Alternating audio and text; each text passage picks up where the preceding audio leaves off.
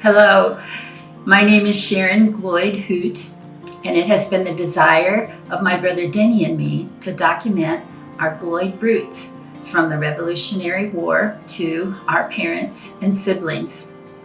And this has been really interesting to me because I now live on a portion of the property that our great-great-grandfather bought from the U.S. government in 1832.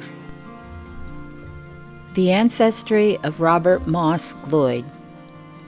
The Gloyd coat of arms is believed to look like this. Around 1100 AD in England, a fighting man of the Middle Ages wore a metal suit of armor for protection.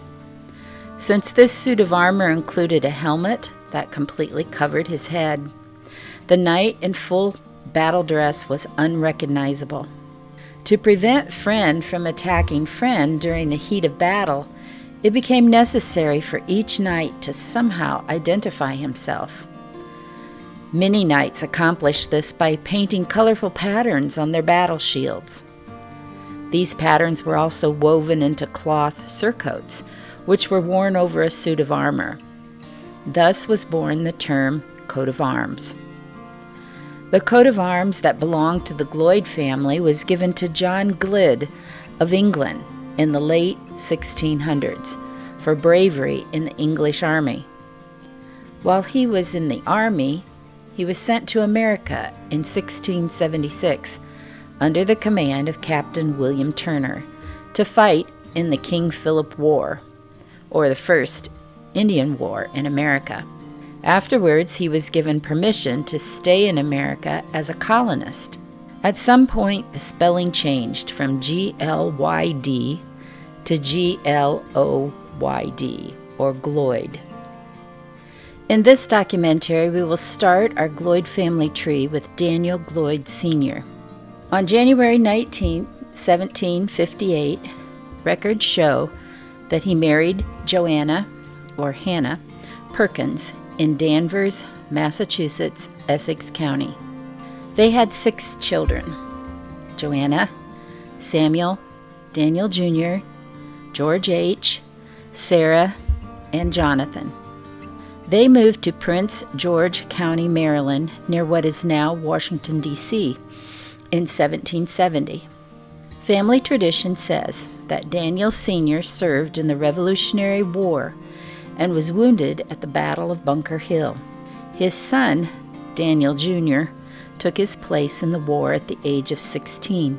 He served as a private in the Montgomery County, Maryland militia under Captain John Murdoch. In 1779, at the age of 18, he married Charity Shaw. They had 8 children: Elizabeth, James, Daniel David, William, Samuel, Nancy, Charity, and George H. In 1813, Daniel Gloyd Jr. bought land in Hampshire County, West Virginia, along the Kucapon River from his son James and wife Amelia. Daniel Jr. and son James contracted with the U.S. government to deliver mail between 1817 and 1825. The 300-mile route ran between Alexandria, Virginia, and Marietta, Ohio. They had 100 horses and 50 riders. Daniel Jr.'s son William married Sarah Virginia Skaggs on January 2, 1812, when she was only 14 years old. They had 5 children: George Brinker Gloyd, William Jr., and twin Lorenzo, Daniel, and Sarah. There were 3 consecutive generations of Daniels. parents regularly named a son after the father and a daughter after the mother. When their last child was born, they left Prince George County, Maryland in 1825 and moved to Virginia, where William became owner of a large plantation near Winchester. William soon realized that he did not wish their children to be raised under the influence of some of the Southern institutions, particularly those of slavery. So in 1830, he sold the plantation, packed up his family, and moved to Licking County, Ohio. 2 years later, in 1832, William's son, George Brinker, at 20 years of age, traveled to Allen County, Indiana, and bought 240 acres of land, approximately 9 miles north of Fort Wayne. At this time, Fort Wayne, Indiana consisted of a fort, a blacksmith shop, and just a few other buildings. George was a man of considerable executive abilities and devoted much of his time to public works. He became superintendent of construction of the feeder canal of the Wabash and Erie Canal Project, which ran between 1832 and 1853. In 1839, he returned to Crawford County, Ohio to marry Magdalena Littler and then bring her to his homestead in Allen County, Indiana. His father, William Sr., twin brothers William Jr. and Lorenzo, and his sister Sarah are all believed to have journeyed with George B. and his wife Magdalena. 5 miles north of Fort Wayne, these settlers had to chop trees for about 3 miles to make a path to their land in Perry Township. All of the 240 acres of land they settled were covered with trees. They had to clear the land before they could build homes and plant crops. It was a back-breaking task, with only cross-cut saws, axes, wedges, sledges, and horses, mules, or oxen to drag the trees and stumps out. They had no tractors or mowers back then, so they would use a scythe for cutting hay. George and Magdalena had 9 children on this homestead: Jerome, Louis, Sarah, Shannon, Mary, Edwin, Celia, Caroline, and George B. Jr. George also took contracts for the grading of various new railroads in the 1850s. George Brinker Gloyd held education in high regard and was appointed as a school trustee along with William Carroll and John Bowser for District 5 in Perry Township. George's brother Lorenzo was given a contract for $100 to build a hardwood log schoolhouse with a brick chimney on ground leased by George at what is now the southeast corner of the Auburn and Union Chapel roads. Miss Mary C. Mason was hired as the teacher at $1.25 per week with board. Each parent was to furnish 1 cord of wood for the school, valued at 50 cents per cord. In 1856, Nathaniel Fitch, George Gloyd, and Jacob Kell established the Perry Center Seminary on land owned by Jacob at the northwest corner of Coldwater and Gump Roads in Perry Township.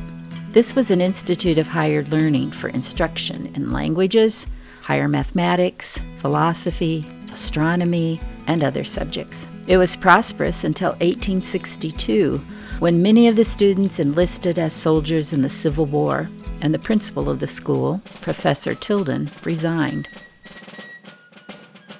Many students of the Perry Center Seminary went on to become attorneys, doctors, school superintendents, county clerks, township trustees, professors, and newspaper editors. James Vandola, a millwright from Greene County, Ohio, purchased 520 acres in northeast Perry Township, Allen County, which contained 100 acres of Cedar Creek bottomland. He built a grist mill on the east side of Auburn Road at the curve right at Cedar Creek. James had chosen a great site for the mill, and it flourished. When James died at the early age of 44, the Gloyds bought the mill. George's son Jerome lived in the Vandola house by the mill for a time. Jerome's brother Edwin then took over as miller in residence, to manage the mill. The mill, known as Gloyd's Mill, became a social center for the area. It was also the location of the post office, and as customers waited for their grain to be milled or the mail to be delivered, they would catch up on the local news and maybe play a friendly game of checkers. The mill thrived for 60 years, from 1836 to 1896, when steam power took over. The following poem was written about the mill, Memories of Gloyd's Mill by Estella Rowe, 1938. On a winding road at the foot of a hill are the tumble-down walls of Gloyd's old mill. It's a scene of the past our grandfathers made and a place where their children oft-times played. The miller was kind, so people have said, and he ground the flour to make their bread. The hills were steep and hard to climb, but the trip was made many a time. Across the creek still stands the bridge and the miller's home upon the ridge. Those days are gone, but our memories still take us back again to the grand old mill. Horse-drawn wagons plowed through the mud, sometimes a wheel mired down to its hub. 'Twas common in winter to travel by sled to get the flour to bake the bread. Our late improvements and modern skill have banished the ways of the old water mill. A dream of the future that we might see. What a beautiful park these hills could be.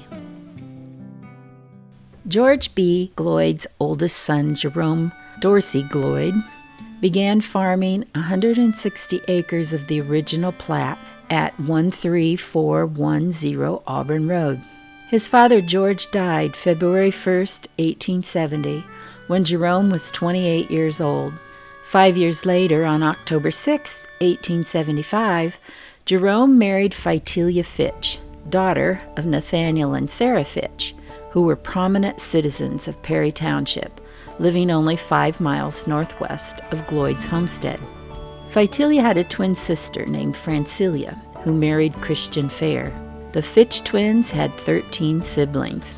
Jerome and Phytelia had 4 children: Estella Edith, Maydella, Otis Fitch, and Norma Alice. As a young man, Jerome had attended the Perry Center Seminary, and he later became trustee of Perry Township. He was elected Allen County Commissioner in 1882, re-elected in 1884, serving 6 years total.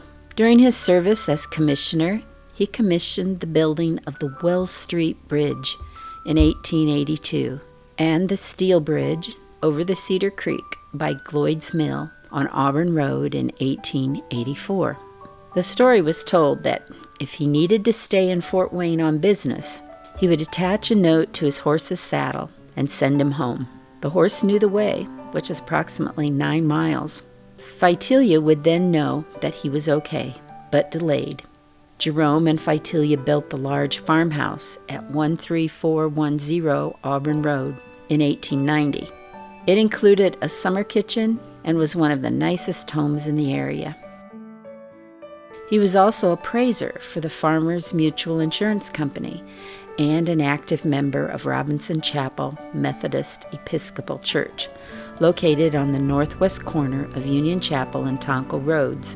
The church was established in 1852 on land donated by Andrew Byers.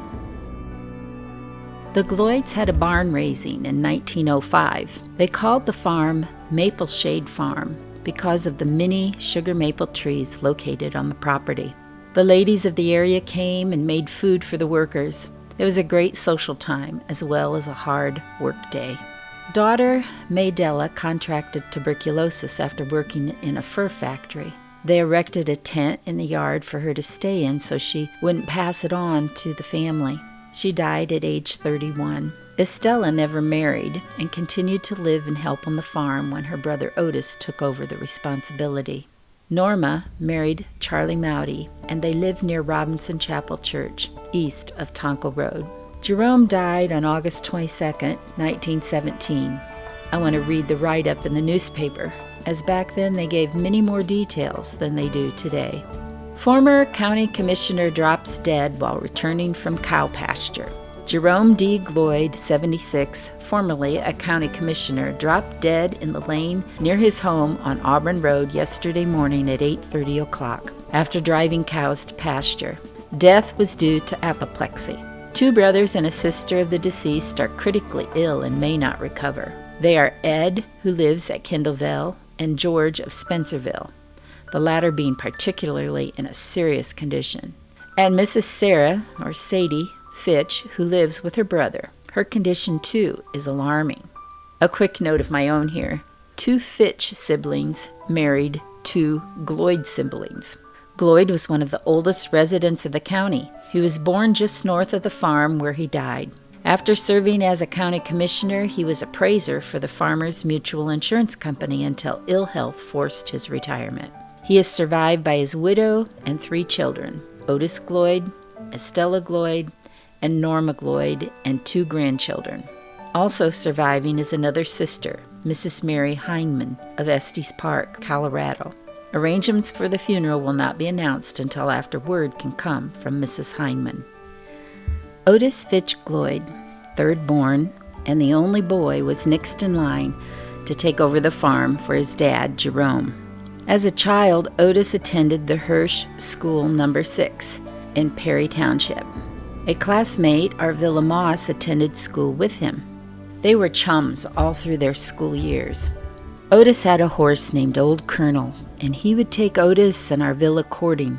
One time, when they were coming home from Huntertown on a stormy evening and were nearing the railroad on Gump Road, Old Colonel stopped and refused to cross the tracks.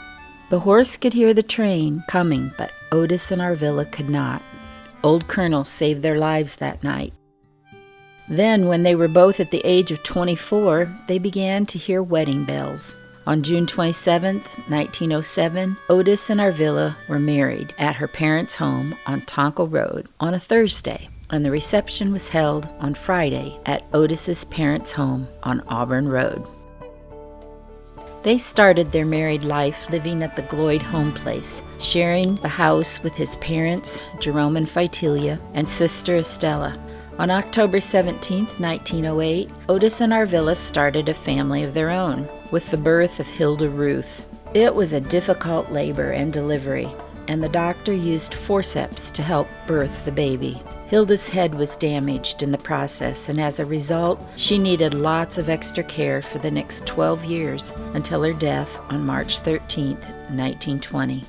Meanwhile, another little girl, Olive Eileen, was born on April 12, 1912. Then 4 years later, on March 11, 1916, they had a baby boy and named him Robert Moss.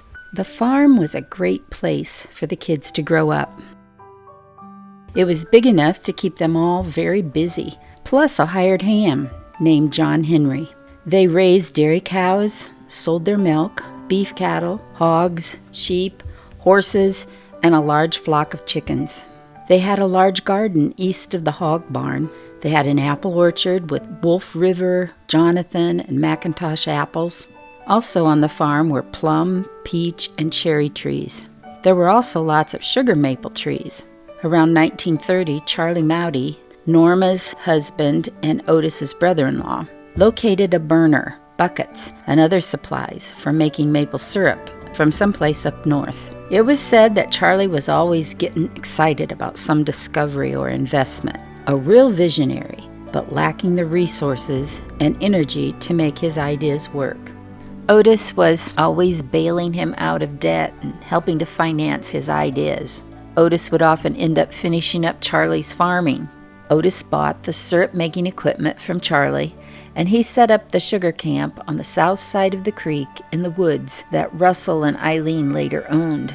They built the sugar shack out of slabs of logs that Roy Failer, the neighbor on the south side of Union Chapel Road, had left over from his sawmill. Charlie located some tin for a roof. They tapped about 50 trees, and some of them had 2 buckets. On a good day, they could fill their 110-gallon tank 2 to 3 times. The horses, Maud, a blind horse they bought from Russell Pusey after he decided he didn't want to farm, and Bonnie, pulled the wagon with the tank on it to gather the sap. It would take them about 2 hours to gather the sap. Their sugar bush was active until 1949. The syrup was sold to dentists, doctors, and whoever could afford it. It sold for $2.50 a gallon. Our villa would make the trip to Fort Wayne once a week to take garden produce, butter, eggs, and syrup to sell at the Bar Street Market and to buy supplies. Otis worked hard. He was up at 4 a.m. every day to fix the fire in the furnace and cook stove in the kitchen. He would wake our villa to start breakfast as he left to do the chores. Our villa fixed fried potatoes, eggs, bacon, and sausage, and homemade bread. At 9 a.m., she would start a fresh pie so it would be ready for lunch. They used the large bell that hung above the summer kitchen to call everyone in for lunch. It was said that if the men were working in the field and didn't hear the dinner bell, the horses always did, and they would start for the barn. Our villa was a good seamstress, having worked in a dress factory before she married, and a good housekeeper. She made her beautiful wedding dress and all of their clothes. Otis and our villa never missed a church service unless they were sick. Our villa taught Sunday school, and Otis was Sunday school superintendent. He was also a member of the Robinson Chapel Band, playing the trombone. He is described as a quiet sort, never complaining. Neighbors all around came for advice, and he was well respected. He always went the extra mile to help others. Daughter Eileen remembers threshing days. The man operating the engine, pulling the separator, would pull in the lane and always give the whistle a toot. He would pull up to the north side of the barn. The straw pipe would run out the south door of the banked barn. Straw stack was always made in the barnyard. Dad was particular about how the straw was stacked, and it was the animals' bedding to last through the whole winter. The granary was to the right of the separator, which made it very handy. All the boys and men in the neighborhood helped. As soon as a boy could drive a team, he was used. They usually would thresh the wheat, and a few weeks later, the oats. Sometimes, if it was a good year, there would be clover seed in the fall. The water tank, as a rule, was filled from the supply tank by the windmill. Sometimes other farmers would use ditch water, or even some came and got it from our supply tank. You see, this was a steam engine and had to have water to make the steam. The women would have the meal planned and on hold to see when the group would arrive. With chores to do, they didn't stay for the evening meal, but sometimes worked late, especially if it looked stormy or they could finish out a member. They never bypassed the Gloyd farm. Now the women's part. As usual, 2 tables were set in the kitchen and could seat 15 to 18 men. The summer kitchen was used for cooking on a wood-burning range. So the kitchen in the big house was as cool as any place around. The maple trees always made it feel cool. The meal was perhaps fried chicken or a large beef roast, mashed potatoes and gravy, noodles or dressing, vegetables, salads, and lots of homemade bread and butter. Then pie and coffee was served for dessert. I remember there were lots of dishes that needed to be washed and put away. We didn't have paper plates. Mom Arvilla was a good pie maker and would always make 4 or 5 pies that morning. I remember one year our neighbor, Mrs. Silcox, said she'd make the pies. It may have been one of those years that Mom wasn't feeling well. Anyway, her first pie crust had to be thrown out, and that was something unusual, and very little food was ever thrown away. There was no running water. I can remember Aunt Estella filling a wash tub with water and putting out soap and hand towels so the men could wash off some of the sweat and grime before eating dinner. Sometimes in the afternoon, lemonade and cookies were taken to the men. There was always cold water at the windmill if there was enough wind to run the pipe, so the men could get a cold drink as they were waiting to unload their wagons. It is hard to describe, but it was a big day for the farmer when the grain was in the bin, because he knew his efforts for a crop were worthwhile. If Aunt Norma wasn't too busy, she would come to help, and that made a great day for us to play with cousins. The farmhouse was not insulated, so they burned a lot of wood and coal to keep it warm in the winter. They had a wood cook stove that always devoured wood, so the men and boys were kept busy cutting and splitting wood. Robert remembers that his mom was very particular about the length of wood for the cook stove. They had an ice box holding 50 pounds of ice that would last a week. Each winter, the neighbor men teamed up to cut ice blocks from the Martins Lake for the year's supply. They would pack it in sawdust, and it would keep all year. The ice house was on the east end of the chicken coop. They would have to go outside to the Roosevelt, as they called it, to use the toilet. They gave it this nickname because in 1930, during President Franklin Delano Roosevelt's administration, First Lady Eleanor Roosevelt promoted the construction of a more sanitary outhouse as part of the Works Progress Administration. For $5 to $17 to cover the cost of materials, a property owner could have this new style with a concrete foundation. Otis's mother, Phytilia, and sister Estella both lived in the farmhouse and helped with the cooking, field work, and taking care of the animals. The old wooden-wheeled wagon was used to haul wood to the woodshed in the north half of the summer kitchen. The summer kitchen was used for several things, like cooking, eating on hot summer days, and for doing the washing. Robert remembers a gas-powered engine and pulleys used to operate the wash tub agitators. After the clothes were squeezed through the wringers, they were hung to dry, either outside in the summertime or in the summer kitchen if it was rainy, or in the house on cold, snowy days. Robert's first dog was named Tide, who was the runt of the litter at Grandma Moss's home. Robert remembers taking a liking to the pup and begging his parents to let him have it. Grandma helped out by saying, "Oh, let him have him." Robert recalls his first toy was a tricycle and a wooden spoke wagon.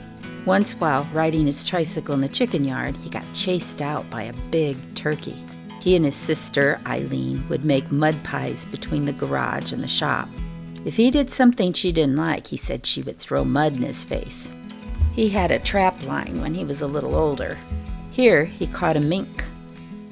Robert's Aunt Norma and Uncle Charlie Mowdy would always come for Christmas. One year, they came in their motor car during a snowstorm. The car got stuck on Union Chapel Road, and Uncle Charlie sent his son, Rawls, through the drifts to his Uncle Otis for help. Otis hitched up old Maud and Bonnie with the sleigh and went to pull them out. Robert and Eileen attended Huntertown School, which started in the building later used as the fire station. It was a one-room brick building with a potbelly stove.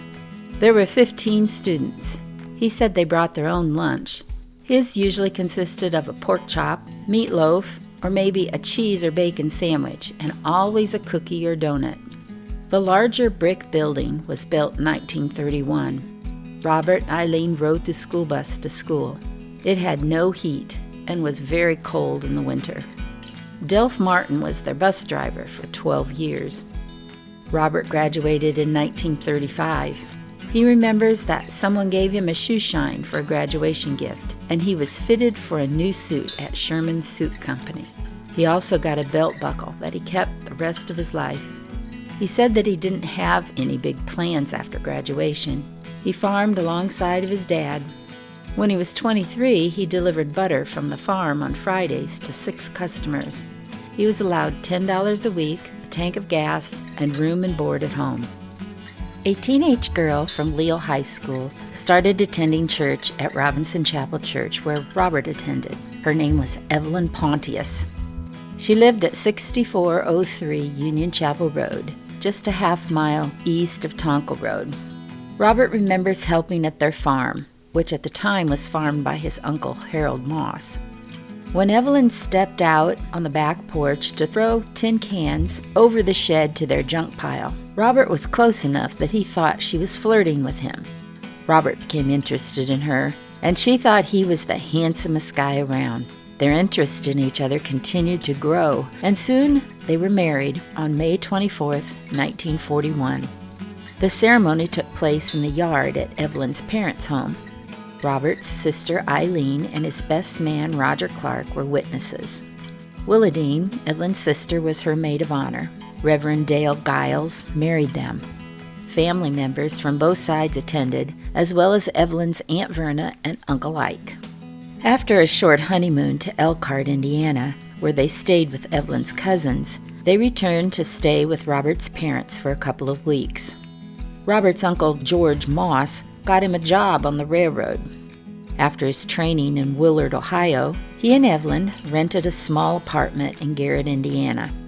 Evelyn had a hard time with Robert being gone for days at a time on the railroad. She was pregnant with their first baby and found it to be very lonely. She pleaded with him to let her please come to Willard, Ohio to be with him. This was Robert's response to her letters. October 21st, 1941, 311 Woodland, Willard, Ohio, in care of Mrs. Drewes, 4 p.m. Dear darling wife, we got our first call this morning at 5:30 to go to work at 6:45. If I get along all the time as good as I did today, things wouldn't be so bad. We just got done moving upstairs. The landlady thought it would be a better room. It is lighter and has a bigger bathtub. We got off of work at 2:45 p.m. We looked for a call at midnight, so we had ought to be in bed by now. Evelyn, for goodness sakes, try to stick it out there if at all possible, because there isn't no place up here for you to stay, and it would just cost me double for eats. You would just about go nuts up here because I may have to work 16 hours a day, and then when I would come in, I would have no time to talk to you because I would have to sleep. The letter goes on to ask about the family and farm, etc. It is signed, with very much love, Robert. In December, they went to the Methodist Hospital in Fort Wayne to deliver their baby boy.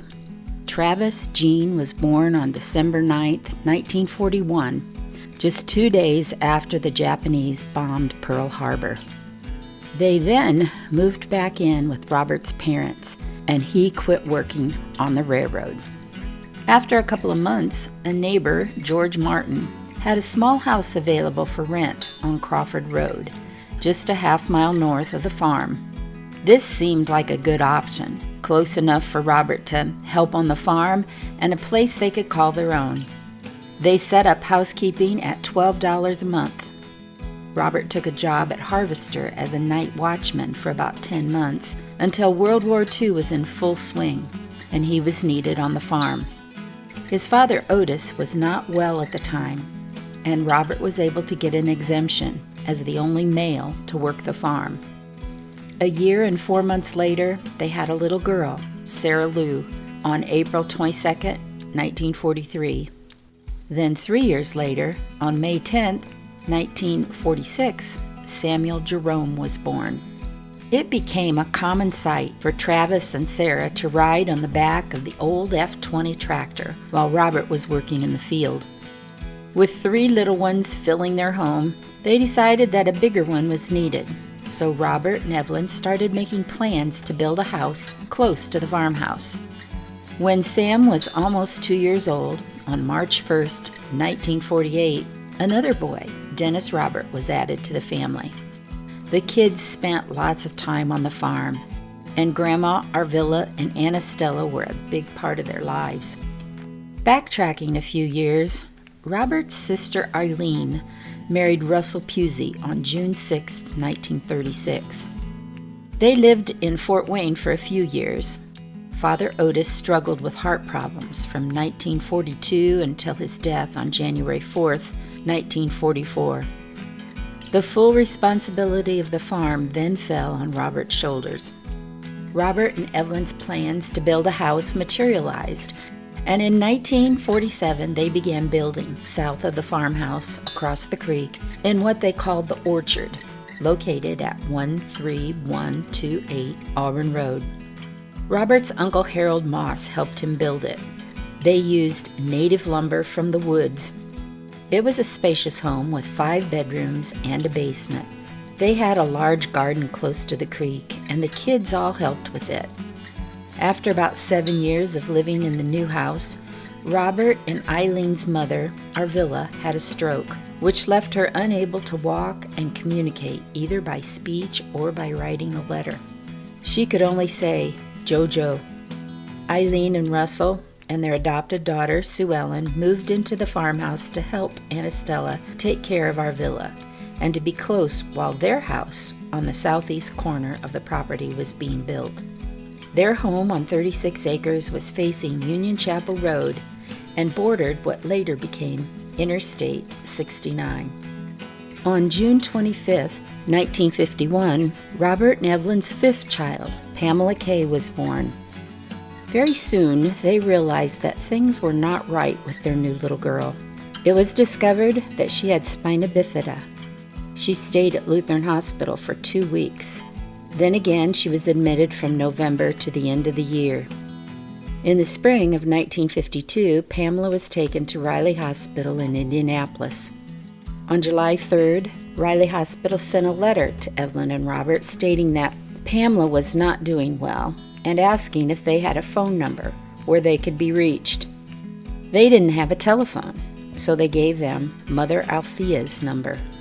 Pamela died July 10, 1952, and Evelyn and Robert got word through Althea.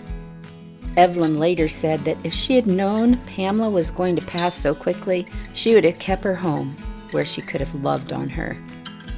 It was around this time when Evelyn decided that they could run an evening newspaper route to earn some additional money. They split the route. Robert would go in at noon and get the bundles from the News Sentinel, and then Evelyn would meet him on Coliseum Boulevard to get bundles for her part of the route. She would take her young children with her, bringing a bassinet for the baby. They would both complete their runs and be home in time for dinner each night. Robert was still farming at the time. For a short time, he tried to deliver morning paper bundles into Ohio. He would go in to get them from the paper company around midnight. He wouldn't get home until about 6 a.m. He would then have to do morning chores, rest for a little while, then leave to get the afternoon papers. After he fell asleep at the wheel and ran into a telephone pole, he quit the morning route. They delivered evening papers faithfully for 35 years. Meanwhile, Evelyn was pregnant again for their sixth. She was quite concerned, praying that this baby would be all right. 6 weeks after Pamela died, she delivered a healthy little girl, Sharon Diane, on August 29, 1952. She was quite relieved and thanked the Lord that this baby was okay. 2 months later, Robert's mother Arvilla died on November 2, 1952.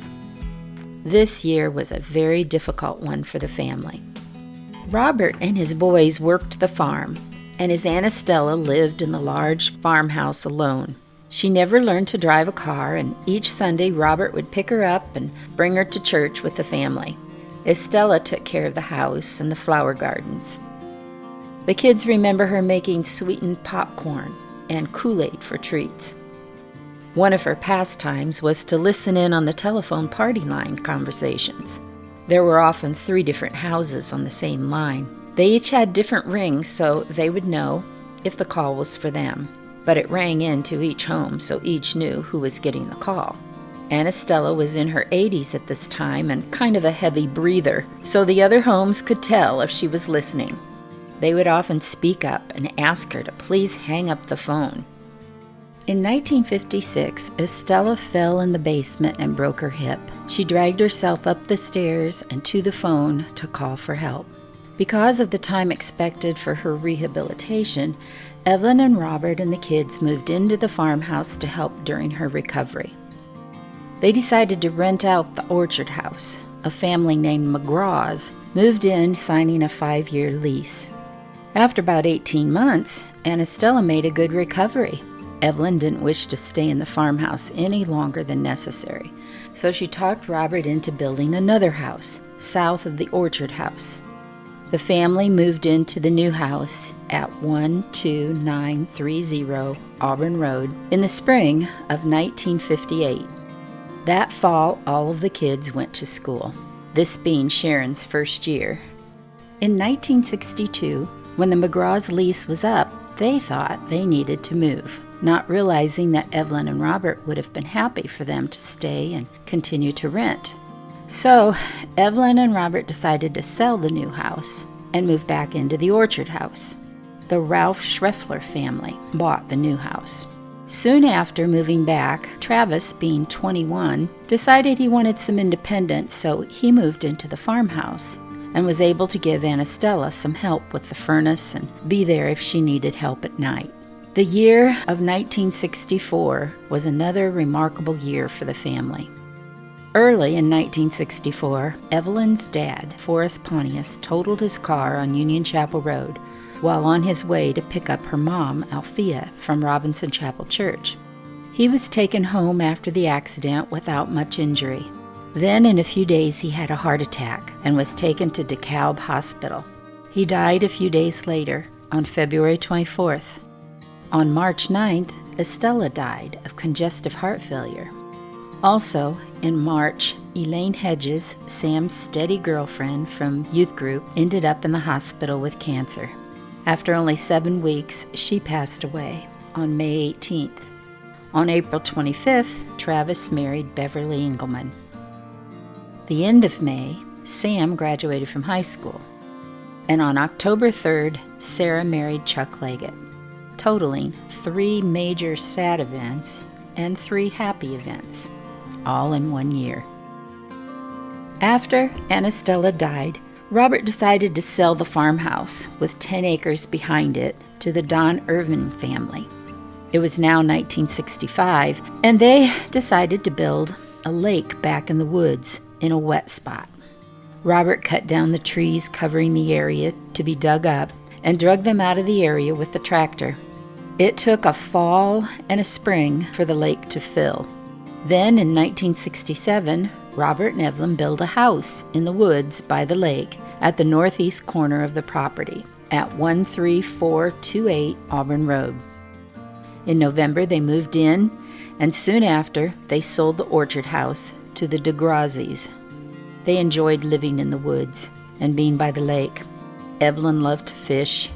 Robert wasn't so fond of fishing, but he was happy to clean the fish and feed the remains to their many cats. Denny was married to Roxy Gross on September 2nd, 1967. Sam graduated from Taylor University in 1968, and while working for Youth for Christ in Upper Michigan, he married another Taylor alumni, Karen Lociato, on April 19, 1969, in Marlette, Michigan. Sharon married her high school sweetheart, Ron Hoot, on June 24, 1972. In 1987, Robert and Evelyn built their retirement home at 13430 Auburn Road, beside the home in the woods. This house was on one level, making it easier for them to get around. They rented their other home to their daughter Sharon and husband Ron, who were then close by to help take care of the property. Their 50th anniversary was celebrated in May of 1991 with family and friends at their church.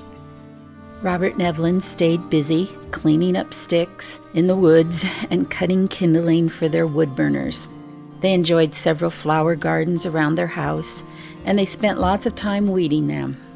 When they moved back to the woods, Robert brought the Roosevelt and set it up behind the house, closer to I-69. It was his man hut, so to speak, where he could think, smoke his pipe, watch the traffic on the highway, and feed their family of cats. They always had several cats for company and to keep the mice population down. They made good use of the golf cart that their kids bought them on Robert's 80th birthday, as it was hard for them to get around by that time. In 2001, they celebrated their 60th wedding anniversary at their home with family and friends. So, interestingly, Robert and Evelyn moved 7 different times in their married life, all within a half-mile radius, and in the process, built 4 homes. On August 31st, 2003, at the age of 79, Evelyn died of a massive heart attack. Robert then moved in with Sharon and Ron and lived with them until he died after having complications from gallbladder surgery on January 8, 2005. He was 89. Robert and Evelyn leave a legacy of faith in their Lord and Savior Jesus Christ. They were both dedicated to honoring him with their lives, their gifts, and talents. From the time they were married, both were active in the church body at Robinson Chapel United Methodist Church. Evelyn was involved in the women's ministry, sang in the choir, and played the organ for several years. Robert was a trustee and deacon and served as greeter in his senior years. They loved their kids and grandkids and made an effort to keep up on what was happening in their lives. We miss Evelyn's hugs and quirky ways to conserve things, and Robert's laughter and stories.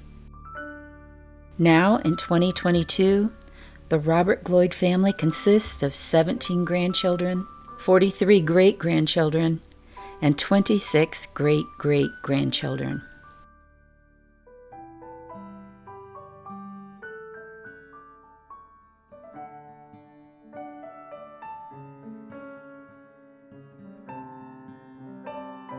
We hope you have enjoyed this documentary on a portion of the Gloyd family history. Our family tree has many branches now, and we hope you will be inspired to document your story as well.